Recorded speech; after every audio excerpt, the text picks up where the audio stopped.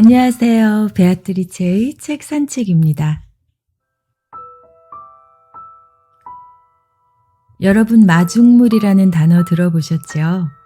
우물을 퍼올리기 위해 마중물이 필요하듯 독서에도 이런 마중물 역할을 하는 책이 있는데요. 사람들과의 관계가 힘겨웠던 시절에 제목만 보고 살며시 내밀었던 제 손을 문학과 심리학의 인연으로 이어준 책, 바로 정여울 작가의 늘 괜찮다 말하는 당신에게입니다. 펴낸 곳은 민음사입니다. 보통 심리학이나 철학 관련 책들은 그 문체의 딱딱함 때문에 한두 페이지 읽다 보면 저도 모르게 전투력이 올라가게 마련인데요. 위로를 받으려던 책과 또 싸워야 하는 거죠. 반면 이 책은 뭐랄까? 도시 생활에 지친 손녀딸의 자는 모습을 바라보며 조용히 이불을 덮어주고 토닥이는 외할머니의 미소 같은 느낌이랄까요? 그만큼 책의 내용이 쉽게 다가오면서도 가슴속 깊은 상처를 어루만져주는 따뜻함이 있는데요. 기억나세요? 요전에 제가 소개해드린 데니얼 카너먼의 생각에 관한 생각이요. 고전경제학에 그의 전공인 심리학이 융합되어 행동경제학이라는 좀 더 쉽고 실용적인 접근법이 생긴 거잖아요. 이러한 관점에서 볼 때 이 책은 심리학에 그녀의 전공인 문학을 융합시켜 좀 더 수려하면서도 깊은 인상을 심어주는 콜라보레이션이라 설명드리면 딱 맞을 것 같습니다. 나는 트라우마를 극복하기 위해 심리학을 시작했고, 이제는 전공이던 문학마저도 심리학의 눈으로 바라보고 있다. 나는 심리학 전문가는 아니지만 문학의 프리즘에 비춰본 심리학이라는 관점은 나를 끊임없이 설레게 만들고 가슴 뛰게 만든다. 문학 작품 속에서 나를 매혹시킨 주인공들은 어딘가 나와 닮은 상처를 지닌 사람들이다. 완전히 똑같은 상처는 아닐지라도 뭔가 상처받은 마음의 패턴이 비슷한 존재들에게서 나는 피할 수 없는 매력을 느꼈다. 네, 정여울 작가는 서울대 동문과를 졸업하고 같은 학교 국문학 박사인 동서양 문학에 정통한 수재인데요. 하지만 책의 시작은 그녀가 이러한 수재가 되기까지 엄마의 높은 기대를 충족시키지 못해 늘 괜찮다 말하는 그녀 안에서 죽어가야만 했던 그 무엇에 대하여 엄마에게, 그녀에게, 그리고 아이들에게까지 이어질 영원히 만족하지 못하는 마음의 유전자, 바로 트라우마를 바라보는 것에서 출발합니다. 우리는 애써 모른 척한다. 괜찮다라고 말할 때마다 내 안의 무언가가 죽어가고 있다는 것을. 그 무언가는 바로 나의 트라우마, 그림자, 그리고 상처를 치유할 수 있는 힘이다. 나는 우리가 애써 괜찮다고 말하는 동안 놓쳐버린 아픔들에 대해 쓰고 싶었다. 바쁘다는 이유로, 타인을 배려해야 한다는 이유로 당신이 억압한 자기 감정들이 언젠가 상처의 부메랑이 되어 자신을 더 아프게 찌르기 전에 이 책은 늘 괜찮다고 말하며 자신의 아픔을 제대로 돌봐주지 못한 사람들에게 보내는 애틋한 공감의 편지다. 자, 그럼 정여울 작가가 늘 괜찮다고 말하며 아픔을 끌어안고 사는 우리들에게 어떤 메시지를 보내는지 들어가 보겠습니다. 우선 그 아픔이 어디에서 시작되는지를 먼저 살펴볼게요. 아픔의 뿌리를 아는 순간 치유는 시작되니까요. 작가가 그렇게도 극복하고자 했던 트라우마는 뚫다라는 뜻의 그리스어에서 파생된 말이라고 합니다. 전쟁터에서 방패를 뚫을 만큼 강력한 외부 자극이 만들어낸 마음의 상처라는 뜻인데요. 자신을 지켜줄 거라 굳게 믿었던 최후의 보루가 무너졌으니 트라우마는 그만큼 사람을 죽음에 이르게 할 정도로 슬프고 고통스러운 것이겠죠. 최근까지 이어지고 있는 유명인들의 안타까운 자살 소식들, 그들을 죽음으로까지 내모는 악플에 의한 트라우마를, 그래서 우리는 쉽게 생각하면 안 되는 겁니다. 보통의 언어들에서 김이나 작가가 공감한 대로 시간이 지나고 악플의 내용이 잊힐지언정 아팠던 기억은 남게 되거든요. 내가 친 바닥의 차가운 느낌은 선명히 떠오릅니다. 그래서 악플은 표현의 자유라는 알량한 말로 용납될 수 없는 거예요. 사람이 가장 약해진 순간 아무에게도 도움을 청할 수 없는 상태에 숨통을 조여오기 때문이겠죠. 작가가 트라우마와 관련해 온갖 책들을 찾아보면서 알아낸 사실 하나는 결국 우리가 평생 고통받는 상처의 기원이 대부분 부모를 비롯한 가까운 사람들의 상처에서 연원한다는 것인데요. 앞서 말씀드린 대로 나를 지켜줄 거라 굳게 믿었던 방패가 오히려 나를 향한 창이 될 뿐만 아니라 나를 통해 내가 사랑하는 사람들을 향한 창이 될 수도 있다는 이야기죠. 내가 피해자이자 가해자가 될 수 있다는 겁니다. 정여울 작가는 이에 대한 해결책을 관계에 대한 거리 조절의 역학이라는 관점에서 찾는데요.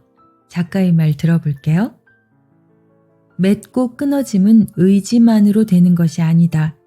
그렇다면 남은 것은 내 마음이 관계를 바라보는 시각이다. 마음의 관점에서 보면 거리 조절의 역학이다. 소중한 사람일수록 더더욱 마음의 냉정한 거리두기가 필요하다는 것을 진심으로 받아들이게 되기까지 나는 숱한 상처의 쥐레밭을 건너야 했다. 며칠 전 제 남편이 이런 이야기를 하더라고요. 신이 당신에게 주신 가장 큰 선물이 뭔지 아냐고요.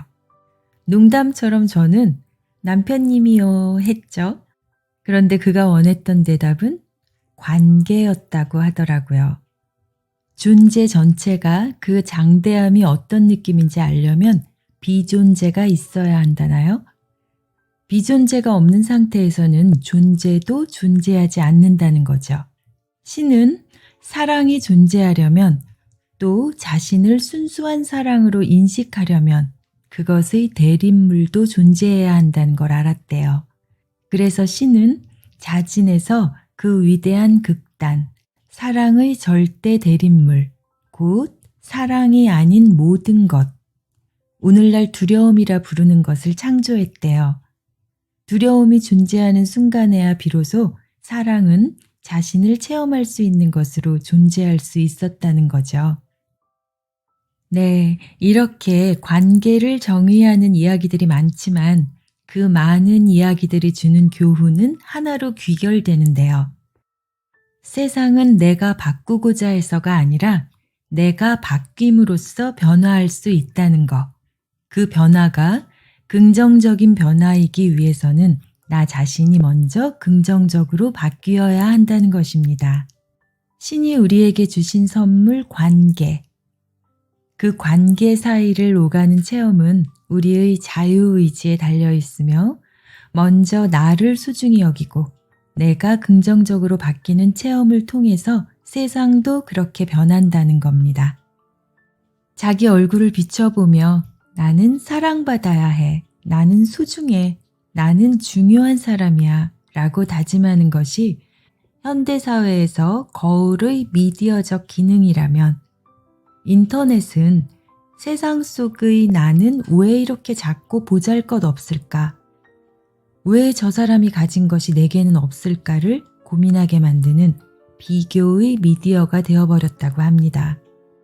저에게는 어느 정도 고개가 끄덕여지는 내용인데요. 인터넷뿐 아니라 이제는 거울에서조차 남을 위한 나가 아닌 진정한 나 자신을 위해 먼저 웃어본 적이 몇 번이나 됐나 싶더라고요. 그러고 보면 사람 간의 관계에서도 있는 그대로의 나를 소중하게 바라보는 사람이 있는가 하면 나를 항상 비교의 잣대 위에 올려놓고 바라보는 사람도 있잖아요. 작가는 이를 피그말리온 신화로 예를 들어 설명합니다.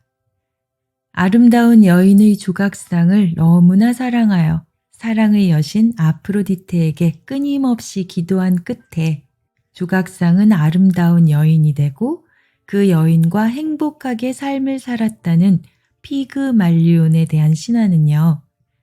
심리학상으로 피그말리온 효과와 피그말리온 컴플렉스, 즉 상대를 향한 사랑이 그를 긍정적으로 바꿀 수 있다는 믿음과 상대를 향한 지나친 기대가 오히려 그를 망칠 수 있다는 위험을 동시에 내포하고 있다고 하는데요. 뮤지컬 마이 페어 레이디의 원작인 조지 버나드 쇼의 피그말리온에서 꽃 파는 길거리 여인 일라이자가 히긴스 교수의 스파르타식 교육으로 최고의 사랑스러운 여인이 된 후 그녀에게 손을 내미는 그에게 건넨 명대사가 있죠. 숙녀와 꽃 파는 아가씨의 차이는 그녀가 어떻게 행동하느냐가 아니에요. 그 차이는 그녀를 어떻게 대우해 주느냐에 달려 있어요. 라는 대사였는데요. 히긴스는 실패하고 신화 속 피그말리온이 승리한 이유 아시겠죠? 피그말리온은 인간을 대상이 아닌 살아있는 사랑의 주체로 바라보았기 때문입니다. 상대방을 자신의 기준으로 판단하지 않는 사람, 나를 있는 그대로 사랑하고 존중하는 사람과 깊은 교감을 나누는 것이야말로 우리가 누릴 수 있는 최고의 축복이라고 작가는 말합니다. 이제 결론으로 가볼게요. 저자가 말합니다. 무의식 속에서 유유히 헤엄치던 나의 컴플렉스는 내게 속삭인다. 남들에게 보이는 시간보다 남들에게 보이지 않는 시간을 소중히 여기라고. 작가의 이 말에 저는 얼마 전 읽은 성자 나나크의 삶의 기준 3가지가 떠오르더라고요. 첫째, 자신이 진귀한 보석이라는 사실을 잊지 말 것. 그것을 인정하지 않는 사람들의 말은 무시할 것. 둘째, 자신을 오렌지 5개에 팔지 말 것. 세상의 기준대로 자신의 가치를 매기지 말 것. 셋째, 보석의 가치를 알아보는 보석 전문가를 만날 것. 보석을 알아보지 못하는 사람이 그 보석의 가치를 결정하게 하지 말 것. 네, 늘 괜찮다 말하며 자신의 아픔을 제대로 돌봐주지 못한 나에게, 거울 속의 나에게 먼저 웃어주세요. 그리고 지금의 나, 있는 그대로의 내 모습이 얼마나 소중한지를 깨닫기로 해요. 그 깨달음이 향기를 내 앞의 사람과 공유하고 내 이웃들에게도 나누어 주기로 해요. 참, 앞서 소개해드린 이 곡 피그말리온의 저자 조지 버나드 쇼의 묘비명이 뭔지 혹시 아시나요? 우물쭈물하다가 내 이럴 줄 알았다. 우리는 우물쭈물하지 말자고요. 삶을 변화시키는 15분의 기적, 베아트리체의 책 산책이었습니다.